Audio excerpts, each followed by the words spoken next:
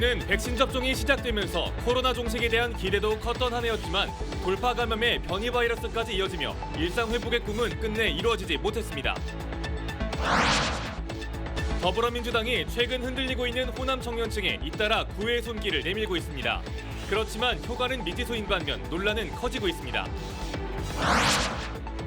우리나라 K푸드가 수출액 100억 달러 시대를 열었습니다.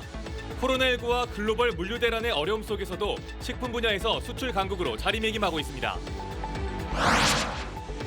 매서운 한파와 폭설에도 신안 섬마을에는 애기 동백이 꽃망울을 터뜨렸습니다. 하얀 눈옷으로 갈아입은 애기 동백의 빨간 꽃 물결이 장관을 이루고 있습니다. 여러분 안녕하십니까? KBC 8시 뉴스입니다. 2021년의 마지막 날인 오늘은 기온이 뚝 떨어진 데다 강한 바람까지 불면서 더 춥게 느껴졌습니다. 추위는 새해 첫날인 내일도 이어지겠습니다. 신민지 기자의 보도입니다. 두꺼운 패딩을 껴입고 잔뜩 움츠린 사람들. 2021년의 마지막 날 새밑 한파가 찾아왔습니다. 광주의 한낮 기온은 1도에 머물렀고 바람까지 강하게 불면서 체감 기온은 더욱 떨어졌습니다. 요즘 들어 좀 다시 따뜻했는데 다시 추워가지고 좀 나오니까 그래도 운동 나오니까 상쾌하고 좋네요. 추위는 2022년 첫날인 내일도 이어지겠습니다. 내일 아침 광주의 아침 기온이 영하 5도, 담양이 영하 8도를 보이겠고 북서쪽에서 남하하는 찬 공기를 동반한 강한 바람으로 체감 추위는 더 심하겠습니다. 하지만 기온은 차츰 올라 내일 낮에는 평년 기온을 회복하겠습니다. 광주와 화순이 영상 6도까지 오르는 등 3도에서 8도 사이 분포를 기록하겠으며 눈 예보도 없습니다. 새해 해돋이는 광주와 전남 전 지역에서 아침 7시 41분쯤에 감상할 수 있습니다. 하지만 코로나19 탓에 올해도 해돋이 명소들은 통제됩니다. 무등산의 경우 아침 7시 이전에 입산할 수 없습니다. 광주와 전남의 해맞이 행사들이 취소됐지만 유튜브를 통해 지리산과 여수 향일암의 일출 장면을 실시간으로 볼 수 있습니다. KBC 신민지입니다.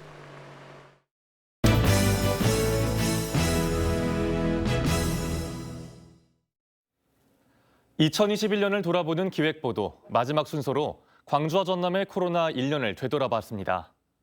올해에는 백신 접종이 시작되면서 코로나 종식에 대한 기대도 컸던 한 해였는데요.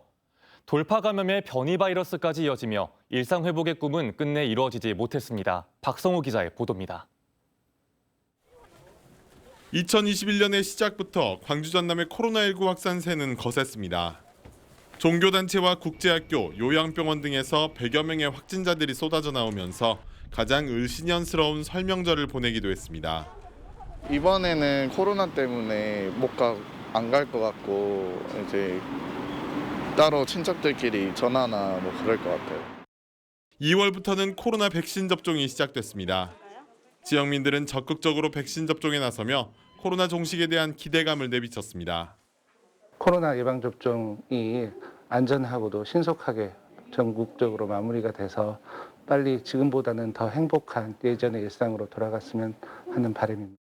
하지만 코로나19 변이가 잇따르는 등 백신이 큰 효과를 보이지 못했고 계속되는 방역 조치에 소상공인들의 생계는 큰 타격을 받았습니다. 이 정도까지는 아닌데 이제 점점 사람이 없어지니까 이제 계속 힘들어져요. 장사하기가. 근데 이제 영업제한이 다시 걸리고 나서 사람들이 아예 안 나오더라고요. 그래서 이제 매출은 거의 반에 반토막 나고. 6월에는 사적 모임 인원이 늘고 11월 위드 코로나가 시작되는 등 한때 일상 회복이 가까워지기도 했습니다. 하지만 방역 수칙이 완화될 때마다 코로나19의 확산세는 곧바로 거세졌습니다. 광주의 경우 위드 코로나가 시작된 12월 들어 20여일 만에 월 확진자가 1,600명을 넘었습니다. 전국적으로도 확산세가 이어지며 위드 코로나는 45일 만에 중단됐습니다. 오미크론 변이가 내년 1월부터 본격적으로 퍼질 것이라는 관측이 나오는 등 광주 전남은 코로나 확산의 최대 위기를 맞고 있습니다. KBC 박성호입니다. 2021년의 마지막 날인 오늘도 광주와 전남에서 100명이 넘는 코로나19 확진자가 나왔습니다. 광주에선 오늘 86명이 확진됐는데 광주의 한 경찰서 수사팀장이 확진돼 동료 직원 등 접촉자 40여 명을 대상으로 검사를 진행하고 있습니다. 전남의 경우 순천과 여수에서 목욕탕발 연쇄 감염이 계속되고 소록도병원 입소자 전수검사에서도 확진이 잇따르면서 오늘 하루 42명의 확진자가 추가됐습니다. 전남의 코로나19 백신 3차 접종 비율이 44%를 기록하고 있습니다. 전라남도에 따르면 오늘 기준 코로나19 백신 3차 접종을 마친 전라남도민은 80만 8천여 명으로 전 도민 가운데 44%가 3차 접종을 마쳐 전국 평균 34.4%를 크게 상회했습니다. 광주에선 전국 평균과 같은 34.4%가 코로나19 백신 3차 접종을 마쳤습니다. 더불어민주당이 최근 흔들리고 있는 호남 청년층에 잇따라 구애의 손길을 내밀고 있습니다. 고등학생 선대위원장을 임명하고 광역의원 선거에서 20%를 청년 선거구로 할당했는데 효과는 미지수인 반면 논란은 커지고 있습니다. 이형길 기자입니다. 더불어민주당 광주시당이 전국 광역지자체 가운데 처음으로 청년 선거구 제도를 내년 지방선거에 도입하기로 결정했습니다. 전체 광역의원 선거구 가운데 20%인 4개 선거구입니다. 여기에 비례대표 1번은 여성 청년 몫으로 배정했습니다. 청년들의 정치 참여 기회 확대에는 긍정적이지만 현역 의원들의 반발과 부작용을 우려하는 목소리도 나옵니다. 현역 의원을 비롯한 입지자들의 피선거권과 시민들의 선택권을 제한하는 형태의 공천 방식은 민주적이지도 또한 공정하지도 않다고 생각합니다. 민주당은 또 광주 공동선대위원장에 고등학교 3학년 학생을 임명했습니다. 파격적인 인사와 청년 아젠다를 선제적으로 이끌었다는 평가가 나오는 반면 권한 없는 선대위원장 임명으로 보여주기식이라는 비판도 나옵니다. 공정한 경쟁을 강조하는 청년의 민심에 반대되는 정책이라는 지적도 있습니다. 청년 문제를 봉합하기 위해서 일종의 미봉책으로 청년들을 전면에 세우는 것이 과연 청년들에게 진짜 바람직한 거고 청년들의 지지를 받을 수 있는 것인가. 청년들에게 일부 자리를 나눠주는 정책이 청년 문제의 근본적인 해법이 될 수 없다는 지적과 함께 되돌아선 청년들의 지지를 다시 되돌리기에도 부족하다는 평가가 나오고 있습니다. KBC 이영길입니다.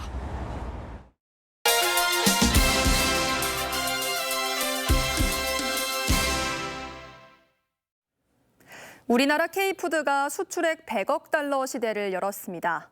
코로나19 팬데믹과 글로벌 물류 대란 어려움 속에서 이룬 성과인데요.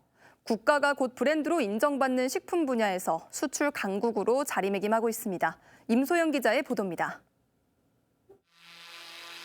강진의 한 어업회사 법인. 해초로 만든 샐러드와 스낵 등 다양한 제품들을 미국과 영국, 호주, 일본 등 6개 나라에 수출하고 있습니다. 코로나19 팬데믹과 국제 물류 대란 속에도 해외 시장 진출에 성공해 올해 700만 달러 무역탑을 수상했습니다. 국제 위생 기준에 맞는 위생 설비와 자동화를 통한 대량 생산 체제를 구축하여 고퀄리티의 제품을 생산, 수출하고 있습니다.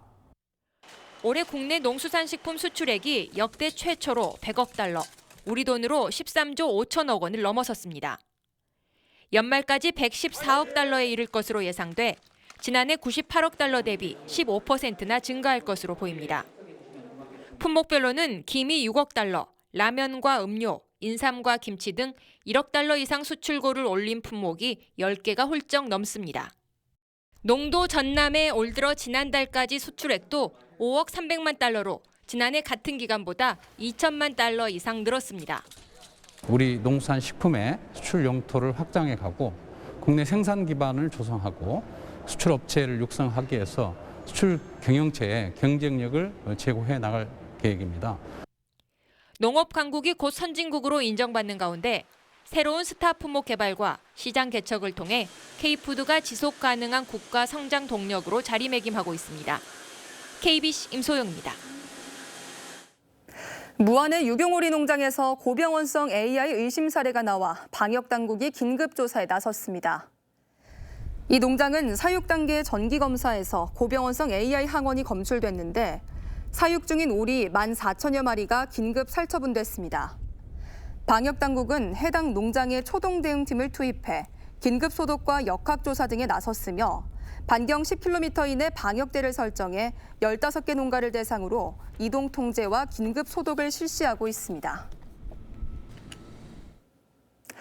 매서운 한파와 폭설에도 신안 섬마을에는 애기 동백이 꽃망울을 터뜨렸습니다. 하얀 눈옷으로 갈아입은 애기 동백의 빨간 꽃물결이 장관을 이루고 있습니다. 이동근 기자가 다녀왔습니다. 섬마을 산자락이 온통 하얀 눈으로 뒤덮였습니다. 눈 쌓인 나무마다 빨간 꽃잎이 겨울 햇살과 함께 반짝거립니다. 매서운 한파 속에 꽃망울을 터뜨린 애기 동백입니다.